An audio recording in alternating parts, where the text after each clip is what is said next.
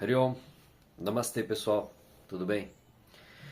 Então vamos dar início à nossa leitura do livro Ishvara em Sua Vida, do Swami Dayananda.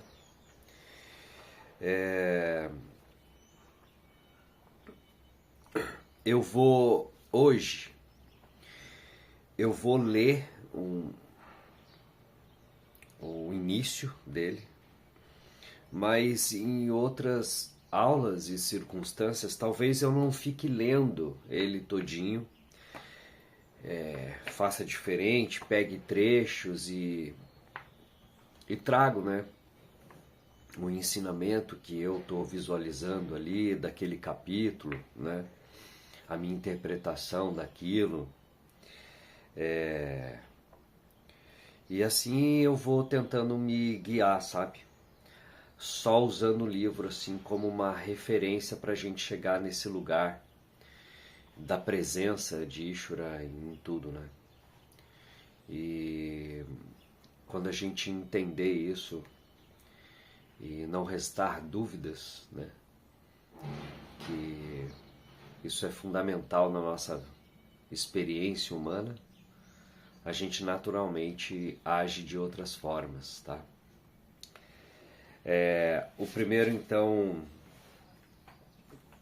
assunto que vai vir nesse livro, tá, chama-se O Significado de Crescimento na Vida Humana. Esse é o título que o livro inicia. Qual o significado de crescimento numa vida humana, né? Isso já dá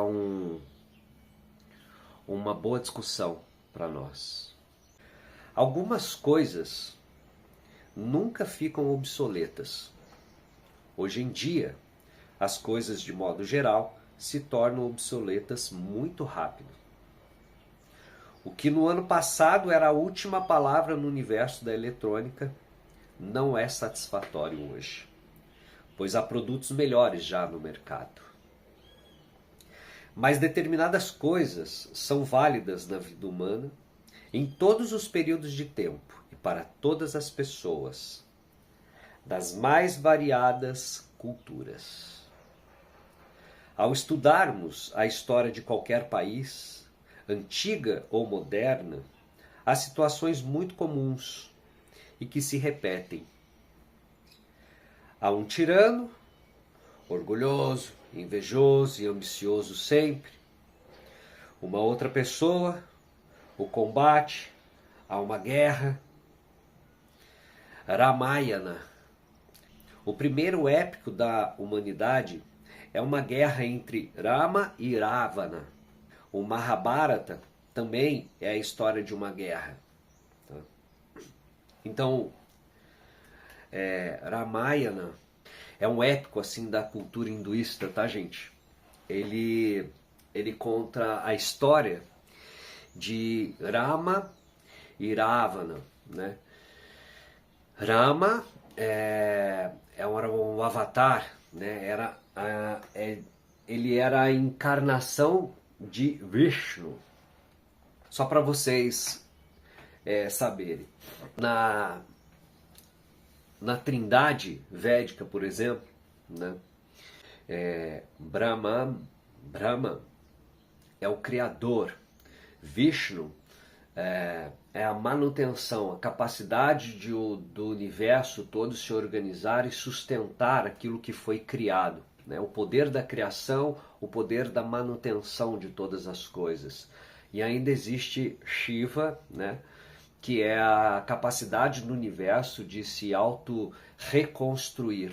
Ou seja, as coisas se dissolvem, elas são destruídas para dar lugar para o novo, né? É assim que há um novo início, né? As eras no planeta, né?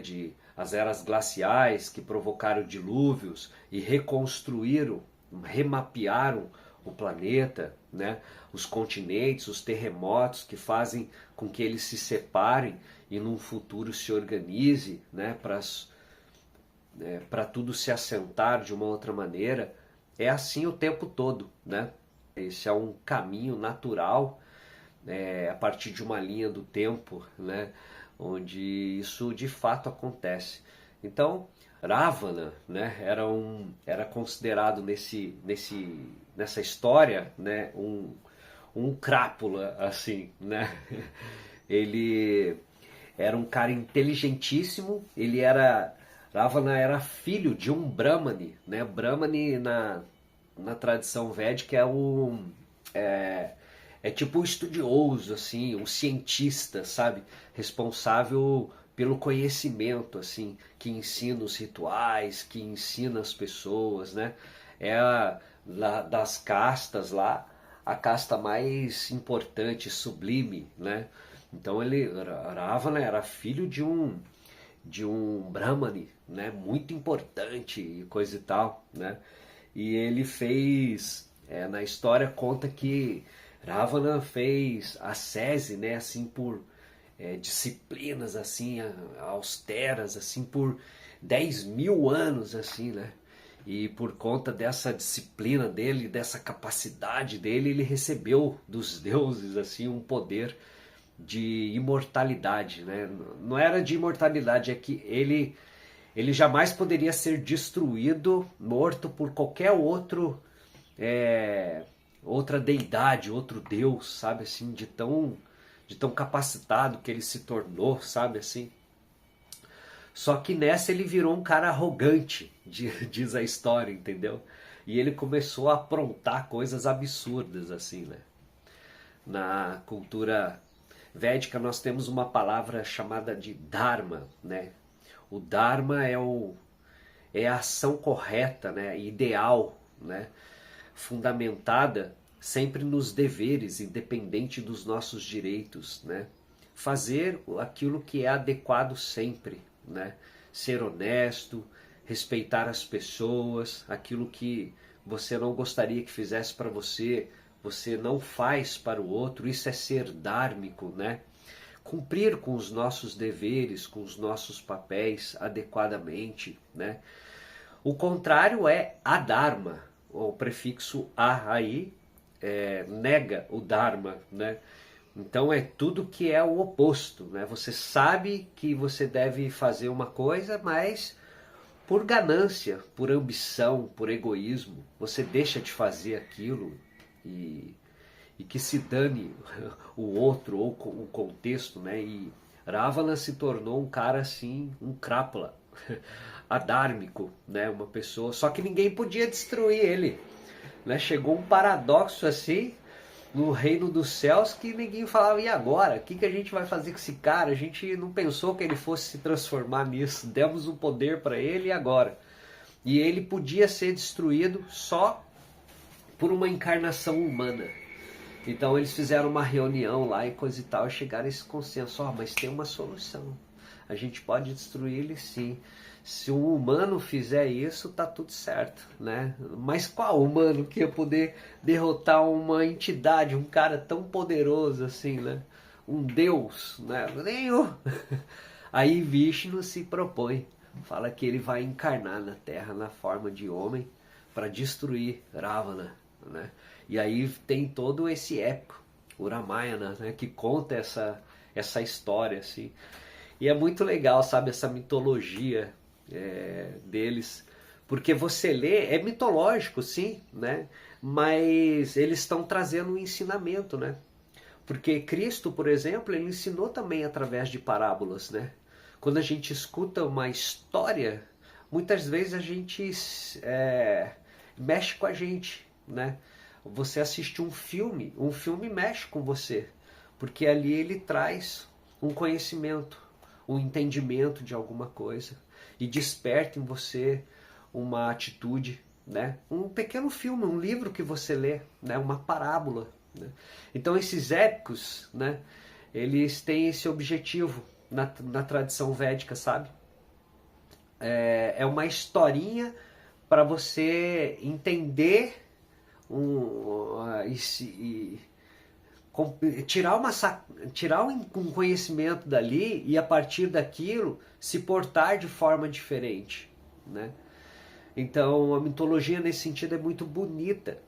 E para nós que temos essa pegada muito científica e contemporânea, moderna, a gente começou a ridicularizar essas coisas, achando que essas historinhas de deuses e coisa e tal era dessas civilizações que não conheciam ainda a ciência como a gente conhece, né? Por isso eles eram os ignorantes, porque o negócio é ciência, o negócio é você poder fazer uma experiência em laboratório e provar aquilo que está sendo dito. Mas espera aí, tem coisas que não funcionam dessa forma, né? A gente tem que se relacionar e através da arte, né, a gente aprende muita coisa, tá? Então é muito bonito. Inclusive a professora Glória Arieira, ela tem um canal no YouTube do Vídeo Amandir e ela conta a história desse épico em novelinhas, assim, sabe? Ela vai gravando os episódios e contando a história. Ela tem muita capacidade assim para contar. Depois eu vou deixar o link aí para vocês, se tiverem interesse, né, ouvir lá ela contando a história do Ramayana, Rama e Ravana, né, a guerra entre eles e coisa e tal. Então eu preciso sintonizar vocês nessas palavras e nessas coisas todas, tá bom? Então, sempre tem, né, ao estudarmos a história de qualquer país, essa coisa do tirano, o orgulhoso, e o outro que está penando, né, e com isso um combate, uma guerra. Os seres humanos estão sujeitos a lutas externas e internas. O conflito parece ser a própria natureza do ser humano. A mente humana está repleta de conflitos e parece não haver exceção para esse fato. Também é um fato que o ser humano não tolera conflitos e tem que solucioná-los, concorda? A tentativa de resolver conflitos sempre esteve presente. A resolução dos conflitos foi buscada de várias maneiras. Só que as próprias resoluções geraram mais conflitos. O que era considerado como uma resolução de conflitos espalha a semente de novos conflitos e o problema parece não ter fim.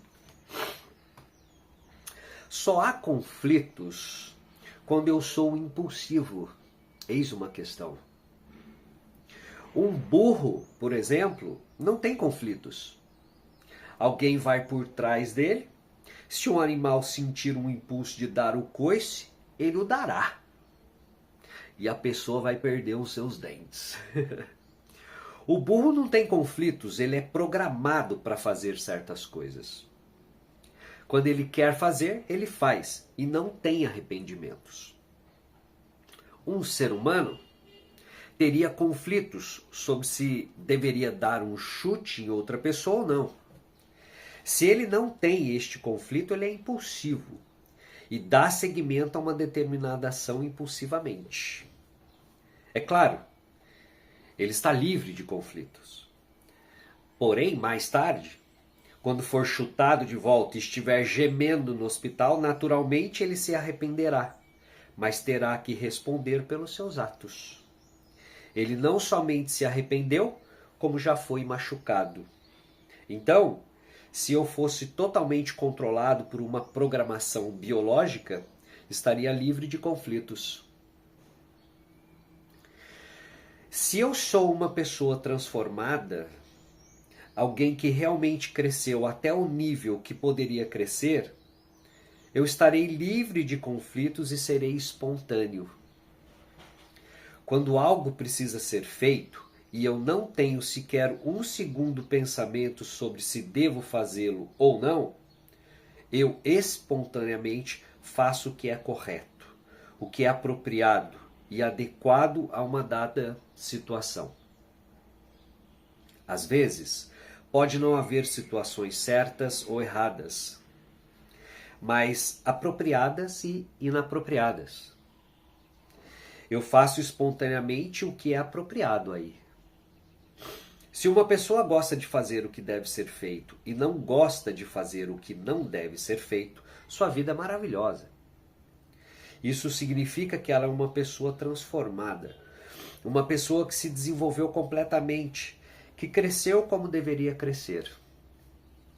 É essa pessoa que dizemos ser um homem completo. Eu posso me tornar essa pessoa, sabe? Todo ser humano tem de crescer até ser essa pessoa completa. Até então, haverá sempre um conflito interior. Ser ou não ser, fazer ou não fazer. Essas não eram perguntas só de Hamlet, mas de todos os indivíduos. Este era o caso de Duryodhana também. Duryodhana, pessoal, é um personagem do Bhagavad Gita. A Bhagavad Gita é também um épico dentro da cultura védica. Tudo está dentro do Mahabharata. O Mahabharata é o grande épico que conta todas essas histórias de conflitos e guerras dessa civilização, né? E a Bhagavad Gita é uma guerra entre primos, familiares, né? E do mesmo jeito que o Ramayana, né, conta a história de Ravana e Rama, o conflito entre eles e coisa e tal, e traz um ensinamento, a Gita é extraordinária, né?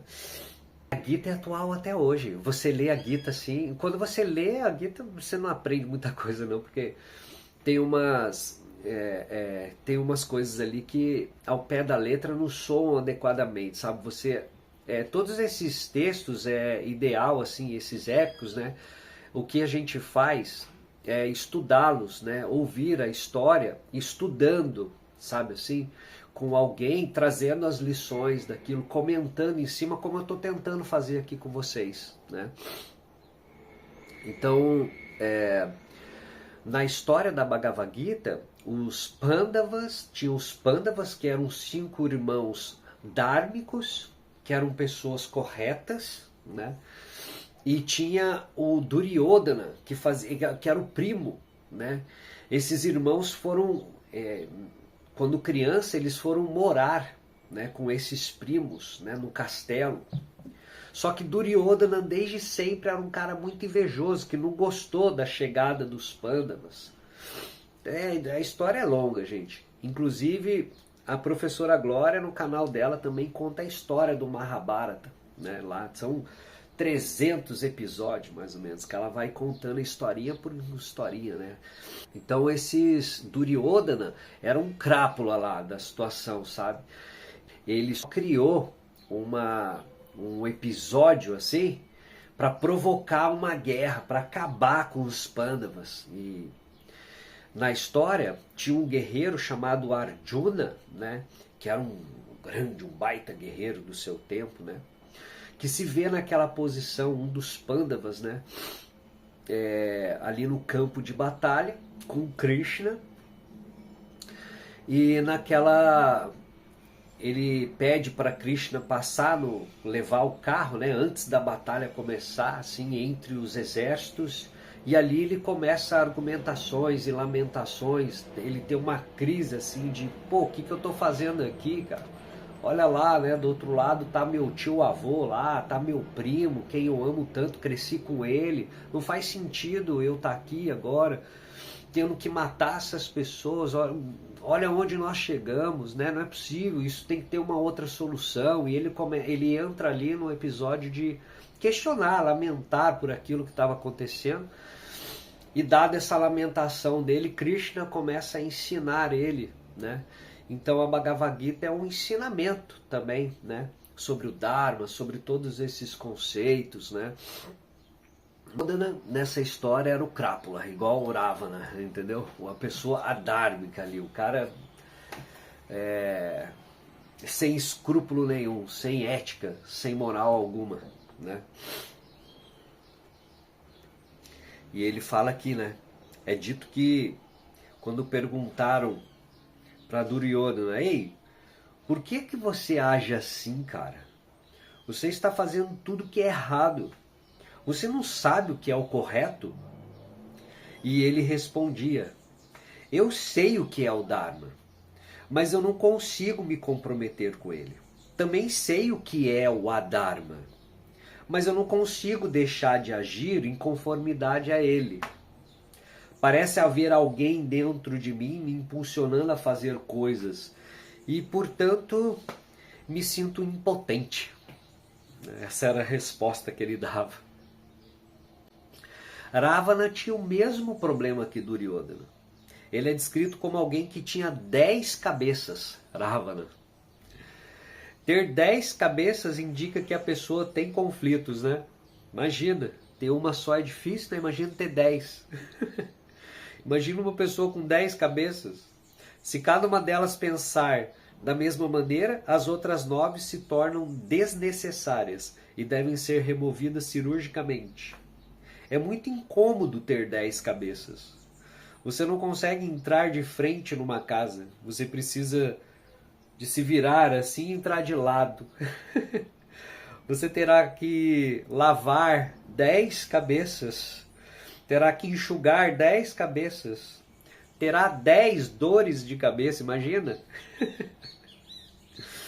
Portanto, você tem de ter somente uma cabeça e remover cirurgicamente as outras 9, que são redundantes. Suponha que cada cabeça pense da sua própria maneira. Por exemplo, uma diz: você devolve Sita. A segunda diz: não. A terceira diz: não, agora não. Isto é ser Ravana. Ele fala que você devolve Sita porque Ravana, na história do Mahabharata, não, do Ramayana, né, de Rama, ele captura Sita, a esposa de Rama, para destruir Rama, né? Ele era um crápula mesmo. Então, Rama vai salvar Sita, né? Ravana faz isso, por isso que ele citou essa palavra aqui, essa personagem aqui, Sita. Tanto é que tem aquele instrumento, a cítara, né? Que é derivado desse personagem. Então, tá vendo como a mitologia é bonitinha, né? Eles descrevem um cara com 10 cabeças para dar exemplo de que, pô, ter 10 cabeças é ter 10 mentes, né? E essa é a nossa sensação, que a gente tem uma pessoa dentro da gente nos coordenando muitas vezes. Tá vendo como a mitologia funciona, né? Muito legal. Muito embora Ravana fosse uma pessoa religiosa, ele era demoníaco, um Rakshasa. Nem todas as pessoas religiosas são nobres, e as pessoas nobres podem ser religiosas ou não. Ravana, cujo pai era um Brahmane, era um grande recitador do Samaveda. Samaveda é um dos Vedas, tá, gente? Ele até mesmo recebia bênçãos do Senhor Shiva, que ficava muito satisfeito ao ouvi-lo recitar o Samaveda. Ele era religioso e era um Rakshasa. A vida religiosa em si não faz da pessoa um adulto plenamente desenvolvido. É preciso se tornar verdadeiramente um adulto. A pessoa precisa mudar, mas isso não acontece naturalmente. Um bigode cresce naturalmente, uma calvície aparece naturalmente, o envelhecimento ocorre naturalmente. Tudo mais tem que acontecer por nossa própria iniciativa. Assim, Ravana era cheio de conflitos. Ele tinha uma vida religiosa intensa, mas era um Rakshasa, incorrigível, um crápula. Ele tinha que ser destruído. Assim como é em nós. Todos esses impulsos, nossas tendências, precisam ser destruídas. Queira você sim ou não. Isso é o crescimento. Algumas coisas crescem naturalmente, outras não. Nós precisamos conquistar esse lugar, né? Ouvir o Shastra, ouvir o ensinamento, ter um entendimento, faz com que você se desenvolva e cresça. À medida que você escuta essas palavras, isso toca o seu coração, você quer ir nessa direção. Seguindo, não se espera que um ser humano diga que ele é incapaz no seguinte sentido: isto é o que eu quero fazer, mas não consigo. Eu sei que isto é errado, mas não consigo deixar de fazê-lo. De onde vem tal sentimento de impotência? É aqui que temos muito a aprender, gente. Esta questão não foi relevante para Duryodhana e, evidentemente, ele não quis questionar esse assunto, pois não estava preparado para isso. O que se aplica a Duryodhana era igualmente aplicado a Ravana, que também não se importava em investigar seus sentimentos de impotência. Por outro lado, Arjuna se importou. Assim, o que foi relevante para Arjuna é relevante para você, para mim e para todas as pessoas em qualquer tempo. E este tema, que nunca fica obsoleto, é válido em todas as épocas. E é o que faz a diferença em nossa vida, fornecendo um projeto para a pessoa crescer e se tornar um ser humano completo. Este seria o assunto tema de um livro chamado de Shastra, que são as Escrituras. Por causa desse ensinamento, esse livro poderia fazer alguém tornar-se uma pessoa diferente aqui e agora, e não depois da morte. Em geral, as religiões existem no mundo, têm o seu próprio livro sagrado. No entanto, todas elas prometem uma vida diferente somente após a morte. Uma vida celestial, mas não aqui nessa terra, né? Depois da morte, a pessoa vai para o céu. Ali, ela vai desfrutar de todos os prazeres celestiais. Porém, aqui na Terra, elas não têm muito a oferecer, a não ser algumas faça e não faça coisas, né? Além de certas crenças com as quais as pessoas têm que viver. Essas crenças também não são passíveis de serem verificadas.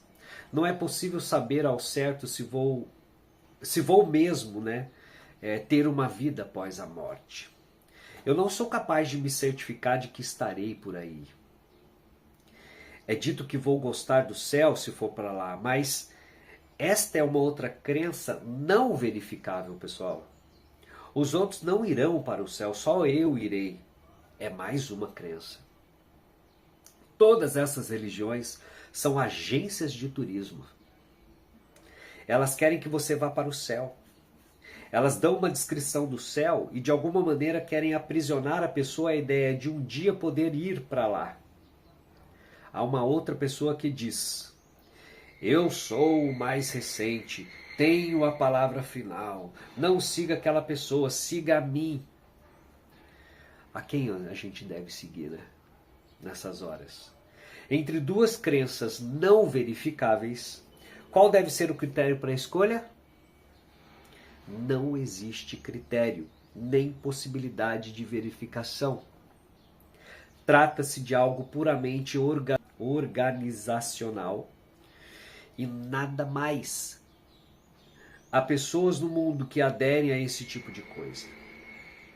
Mas nossas escrituras, porém, é um Shastra, porque ela provoca uma mudança em nossa vida, agora e aqui. Assim, ele encerra esse capítulo.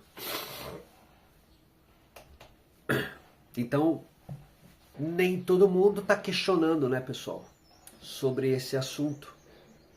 Como eu comecei a falando no vídeo, o que é crescimento para algumas pessoas não é para outras pessoas.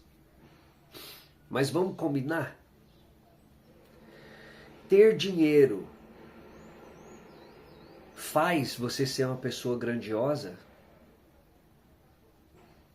Ou é você ser uma pessoa ética, de bom caráter, uma pessoa honesta? Porque uma pessoa com dinheiro honesta e de caráter, ela contribui horrores para a sociedade. Eu não estou dizendo que o dinheiro não seja importante, ele é fundamental. Mas daí, a gente dizer, baseado nesse sistema organizacional, do jeito que a gente entende crescimento hoje em dia, prosperar, ter riquezas, acumular bens, ouro, joias, e deixar a ética, depredar o planeta como a gente está fazendo, acabando com os seres vivos no planeta, extinguindo animais, florestas, o problema do clima que a gente está vivendo agora, né? Então, nós estamos se autodestruindo.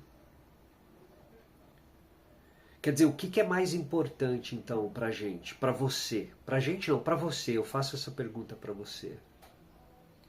O que a gente está precisando desenvolver? A gente está precisando contribuir mais. A gente está precisando desenvolver compaixão, amor, perdoar, acolher, se unir, entender que a gente não é diferente, que quem nos separa é essa mente, é essa ambição, é o sistema. O sistema está corrompido e está te corrompendo, levando você a pensar e valorizar coisas que não têm importância e valor nenhum nessa vida. Então repense a sua história, a sua vida de crescimento. Talvez esteja na hora. Talvez essas aulas sejam um convite para você começar a virar essa chavinha, sabe? Qual é a sua prioridade? De que maneira você quer crescer? E para você crescer, o coletivo precisa desenvolver e crescer. Faça mais pelo coletivo. Participe mais.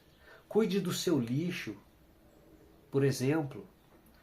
Se doe mais, ajude. Não é financeiramente, não. Estude, cresça, se desenvolva, seja uma pessoa melhor. Contamine as outras pessoas com isso, né? Quando você está perto de pessoas otimistas, de boa índole, de bom caráter, tudo fica mais leve.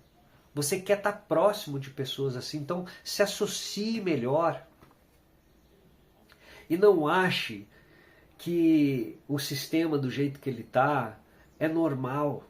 Como dizia o professor Hermógenes, Deus me livre de ser normal, se isso é ser normal. A gente está normalizando tudo. Não normalize. Não é normal. Não é esse o caminho. Só que esse sistema operacional, capital, né, o capitalismo, da forma que ele está instalado, o jeito que a gente está vivendo, para você ter uma importância para o planeta, para eles, você tem que ser uma pessoa que consuma. Eles não têm interesse, né? O sistema não tem interesse na preservação da vida. Estão destruindo tudo. E você se deixa levar por isso. Não consuma certos produtos. Faça a sua parte. Faz você a sua parte. Não interessa se o todo não está fazendo. Você é um. Se cada um fizer essa parte, nós dentro em breve seremos 1 milhão. Se você tiver essa cabeça pequena de pensar, mas que adianta eu fazer? Os outros não estão fazendo. Os outros que arquem com os problemas. E com certeza você internamente vai estar muito bem com você mesmo, sabe? Existe uma verdade, uma integridade. Porque a gente tem uma bússola interna, a gente sabe o que é correto. E toda vez que você age diferente, você cria uma divisão interna. No yoga a gente tem, por exemplo, um conceito de satya, que é a verdade, né? O valor pela verdade é porque você sabe o que é verdade, né? E o que você tem que fazer, o seu papel a cumprir. E toda vez que você erra, que você mente ou que você engana, você cria uma ruptura interna, porque internamente a sua bússola está apontando, você sabe o que é certo, mas você não fez. Então isso causa uma ruptura dentro de você, entendeu? Você não fica mentalmente bem com isso. Então o ensinamento desse Shastra, dessas coisas todas, era muito fundamentado no Dharma. Porque existem valores que são universais, como eu sempre repito para vocês. Só que a gente, na nossa pobreza de espírito, na nossa soberba, com o nosso orgulho, muitas vezes, a gente deixa de agir dharmicamente, né? Então, começamos por aqui, né? O crescimento deveria ser esse, né? O olhar para crescimento, a palavra crescimento aqui para gente, para esse livro, ele está apontando para esse lugar. Então, o que é crescimento para você? O que é prioridade na sua vida? Né? Pensa sobre isso, né? E hoje a gente vai ficar por aqui.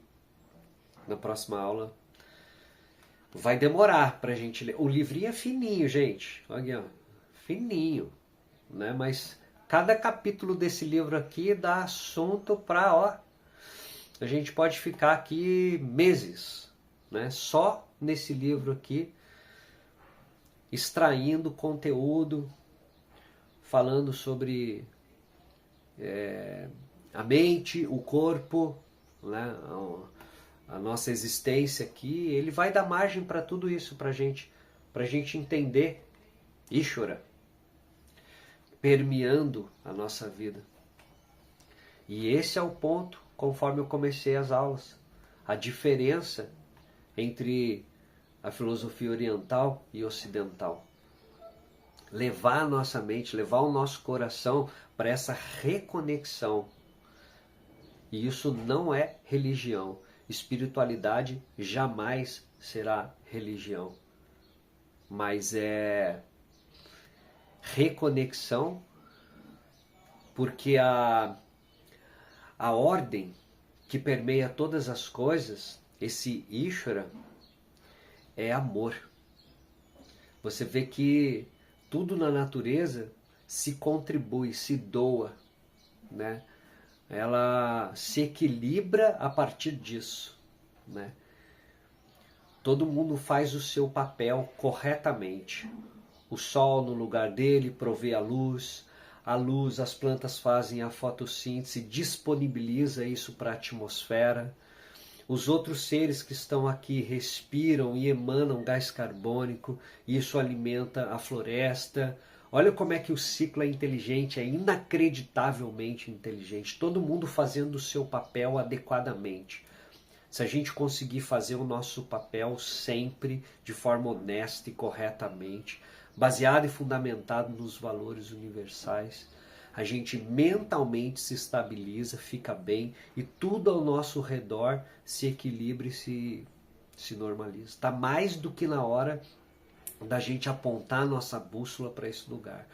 Comece a mudança fazendo coisas internas por você mesmo, se autoconhecendo sim, mas também deixando de consumir certas coisas, plásticos em excesso, contribuindo com o seu lixo, reciclando da melhor maneira. Lave o seu lixo reciclável para deixar disponível para o coletor de lixo, para ele já ir para o lugar onde ele tem que ser reciclado de forma pronta e apropriada. Olha que coisa incrível, uma coisa básica que todo mundo pode fazer, mas a gente só tá ligado nos nossos prazeres, nas nossas realizações, perdidos nos nossos desejos múltiplos, querendo mais do que o outro, diminuindo o outro para poder se elevar e crescer dentro da nossa soberba de ter, entendeu? Isso está tudo errado. Está tudo errado. Não pode ser assim. Se você se posicionar da forma normal, você está contribuindo com a normalidade do sistema. E ele não está normal, nunca foi normal. Mas a galera do marketing, das revistas, da comida, do produto, eles são pessoas inteligentíssimas e eles sabem manipular você muito bem. E é isso que eles estão fazendo. Esse sistema está manipulando todo mundo para ficar no lugar de consumo. Dentro de um sistema elaborado por eles, entendeu? E eles são inteligentíssimos, eles sabem fazer como a sua mente ir para um lugar. Porque eles estudam a mente, a psicologia do ser humano. E eles formatam, organizam as ideias de uma forma que você abraça, que você compra. E você acha que isso é normal. mas não é normal. Vamos tentar trazer o que é o comum, o senso comum é o amor que permeia tudo, é a união, é a inteligência que disponibiliza, se disponibiliza para o outro, que ajuda mutuamente, né? Então isso é natural, tá certo? Bom, acho que é isso, né? Deu. A gente já avançou pra caramba aqui, mas eu não acredito que eu consiga fazer essas aulas com meia hora, gente. Eu acho que não vai dar. Espero que vocês não se importem, mas talvez elas realmente tenham uma hora cada aula dessa. Ok? Muito obrigado, um grande abraço a todos. Om Purnamadav Purnamidam Purnat Purnamudachyate Purnasya Purnamadaya Purnameva Vashishate. Om Shanti Shanti Shanti Harihi Om Shri Guru Pyo Namaha Harihi Om. Namastê, pessoal.